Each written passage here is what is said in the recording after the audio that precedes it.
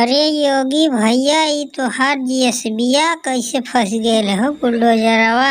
अरे अखिलेश भैया अब का तोहके बताई मर्दवा, हम सोचनी यही भरी पार कैले तो फंस गए। अब दूसर जीएसबी बुलावे के पड़ी।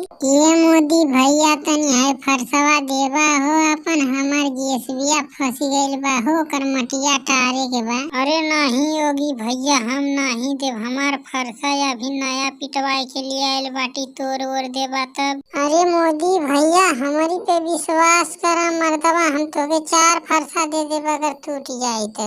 अरे योगी भैया अब का तोके बताई मर्दवा, अगली साल का हमारा फरसा ले गईला भाई, तोड़ तार के हमरे घरे पहुँचाए दिहला, कहत बाटा हम दूसर दे देव। अरे मोदी चाचा पहले वाला जमाना अलग रहा मर्दवा, अब हमारे पास जीएसबी हो गई, पहले गरीब रहनी। सही कहत बाटा हो योगी भैया, तू तो पहले भा बहुत भिखारी रहला, अब तो अमीर हो गईला, हमान भिखारी हो गई। अरे नहीं अखिलेश भैया, सभी अपने नसीब से गरीब और अमीर होला। सही कहत बाटा हो योगी भैया।